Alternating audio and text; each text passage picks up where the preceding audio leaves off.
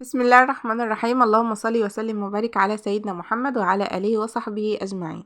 إيه الحكاية سمورة في ايه؟ بصوا بقى يا جماعة، انا جوزي جاي من بره بيقول انا لقيت الشكارة دي كده في الشارع وانا جاي من الشغل وفيها حاجة بتتحرك. فاحنا مش عارفين هي فيها ايه، لسه بنفتحها كده مع بعض. هوب لقينا فيها ايه؟ لقينا ايه؟ بسم الله الرحمن الرحيم، ده كربات شوية ولقينا الجمع بين ده. اسمعوا بقى. يا أهالي البلد، في ذكر بط تايه من بعد صلاة العشاء، اللي التقاه يجيبه لإمام المسجد. الذكر رايح صباحية العريس.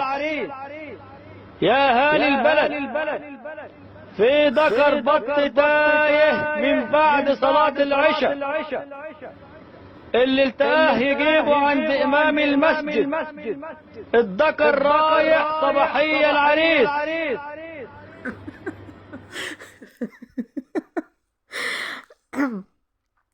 طبعا يا جماعة ديكوا سمعتوا كده الميكروفون بتاع الجمع وهو بينده واحنا ما احناش عارفين نعمل ايه. بصوا بقى يا جماعة، الحقيقة ان هو جايب ذكر البط ده شاريه يعني. بس انا حطيت المقطع ده يعني عشان تضحكوا وكده. بص، هو جاي لي بره من بره معاه ذكر البط ده كده شاريه يعني من واحدة ست بتربي يعني في البيت. ده ذكر بط بلدي وعاوز يتنضف، يعني هو جايبهولي كده مش متنضف، يعني ايه، جاي لي متأخر كمان من الشغل وجايبهولي ومش متنضف. يقول لي قال ما لقيتش حد فاتح يعني عنده مكنة ينضفهولي. فانا اتدبست في تنظيفه زي ما انتم شايفين كده، فقلت والله لا اضحككم وانضف بقى ذكر البط ده معاكم كده، لعل وعسى يكون في بنوته كده لسه متجوزه عند بيت فلاحين ولا حاجه، ولا تكون واحده ايه، يعني على قدها كده زي في تنظيف البط، فننضفه بقى مع بعض كده ونستفيد من بعض. زي ما انتم شايفين انا هنا كنت مسخنه ميه، بس للاسف ما كانتش سخنه قوي، ده برضو من ضمن الشطاره يعني ان انا بعرف انضف بط وكده. فرحت فضيت الميه وسخنت ميه تاني. طبعا ايه، المره دي بقى غليتها كده علشان تسلق ذكر البط كده بالريز بتاعه. فزي ما انتم شايفين انا هنا بقلب كده ذكر البط شمال ويمين في الميه السخنه، علشان طبعا الريش يطلع يعني بسهوله معايا وكده.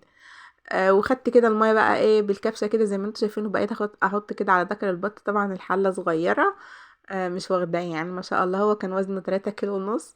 فزي ما انتم شايفين بقى الميه سخنه بتغلي كده، وقلت ايه انا هطيبه بقى بالريش بتاعه. والله المستعان. بصراحه مش قادره امسك نفسي من الضحك يعني من المقطع اللي انا حطيته. زي ما انتم شايفين كده بدأت ان انا اشيل بقى الريش اللي انتم شايفينه ده، يعني عليه ريش كتير جدا جدا. وكمان يعني بصوا بقى، ما اناش قادره اقول لكم يعني غلبني طلع عينيا كده في التنظيف. بصراحه بقى يا جماعه، يعني انا ما رضيتش ان انا ايه ازعل ولا باين ان انا زعلان ان هو جايبه بالريش بتاعه. يعني هي فرصه بقى، احنا مش كل يوم عندنا دكر بط في البيت يا جماعه، لازم نعمل حفله. فزي ما انتم شايفين بدأت ان انا انضف كده، وهو صراحة يعني مليان بقى حاجات كتير وفي حاجات كتيرة كده عايزة تنشال، يعني ما شاء الله مش عارفة اخلص فيه. وزي ما انتم شايفين كده انا قلت ان انا لازم اشارككم الفيديو ده. هنا بقى المية كانت سخنت جدا على النار، وخفت ان هو يستوي بجد يا جماعة، فبردتها شوية. وبدأت ان انا يعني ايه انزله كده 3 مرة، يعني عشان في حاجات لسه ايه مش راضية تنشال.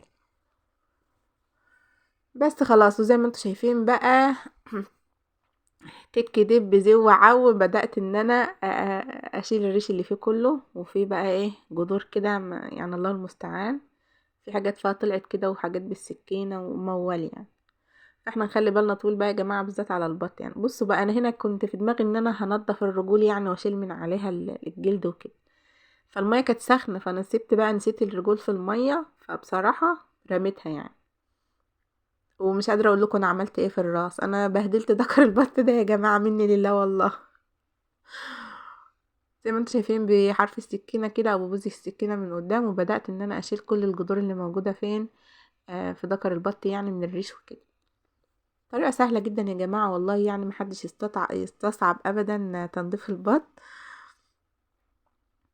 احنا مش كل يوم يعني في بط وكده، فلازم بقى ايه اللي يجي قدامنا نعمله ونثبت كده ان احنا شطار وحلوين يعني ما شاء الله.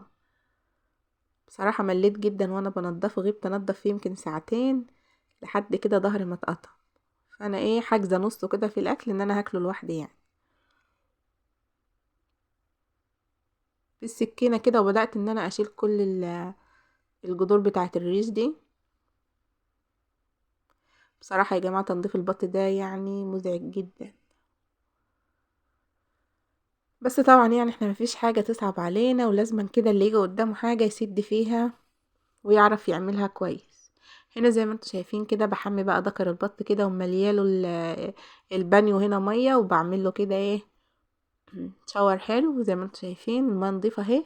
فانا طلعت منه بقى يا جماعه كميه ريش صغير كده من يعني في الميه ما شاء الله. طب انا حاطاه في الميه وبنقي ليه يا جماعه الميه كده بتطير الريش الصغير اللي هو مش باين ان انا مش شايفاه يعني، لان الريش بتاعه كان اكتره ابيض فبينتهولي بصراحه. فطلعت منه كميه ريش صغير ما شاء الله هتشوفوها دلوقتي. طبعا يا جماعه مش كل البنات بقى بتعرف تنظف البط وكده، فانا قلت النهارده بقى بما ان ذكر البط يعني جاي لي صاحي فانا هظبطه. زي ما انتوا شايفين بقى الريش الصغير قد ايه. بصوا بقى يا حلوين للبنات اللي ما تعرفش القطعه اللي ورا كده على الزلموكه بتتمسك كده تتقطع زي ما انتوا شايفين كده. لو ما عرفتوش تقطعوها اقطعوا الزلموكه كلها على بعضها.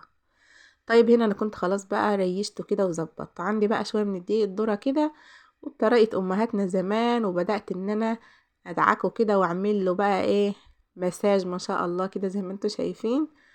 وزي ما انتوا شايفين بقى الجناحه والصدر بتاع الذكر البط والظهر وكل حته يعني اتمسجت فيه.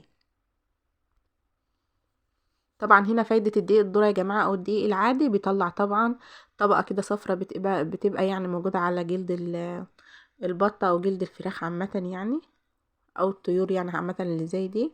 فبتنضف يعني وبتخلي ايه الجلد كده معلهوش اي ريش ولا عليه اي حاجة ولا اي طبقة صفرا. زي ما انتوا شايفين هنا بقى انا هشطفه شطفة حلوة علشان بقى نبدأ ان احنا نفتحه ونطلع بقى ايه كبدة والقنصة والحاجات الحلوة اللي جوه دي اللي انا هناكلها طبعا لوحدي يعني. زي ما انتوا شايفين انا هنا كده ايه بشطفه يعني ايه اول باول كده. طبعا هو ما شاء الله يعني ريحته مش زفرة ولا اي حاجة ما شاء الله. طبعا تسلم ايد الست اللي مربيه يعني ما شاء الله كده حلوة قوي. انا هنا بوريكم كده ان هو ما شاء الله كده الجلد بتاعه ما فيهوش اي حاجة اهو. في هنا ريشة صغننة هنا شلتها اهي وخلاص. على كده هبدأ بقى ان انا اطلع يعني منه بقى ايه وانضفه بقى من بطنه يعني وكده. طبعا يا حلوين ما تنسوش اللايك بقى للفيديو الحلو قوي الجميل الحلو يعني ما شاء الله كده فيه ضحك وفيه حماس وفيه حاجات حلوة كده وبط يعني مش موجود كل يوم. فحطوا اللايك بقى وما تنسوناش في الشير والسبسكرايب. بتأكدوا يا جماعة من ان الجرس بتفعل ولا لا علشان كل الناس اللي بتشوفني ان شاء الله يجيلها اشعار بالفيديوهات الجديدة.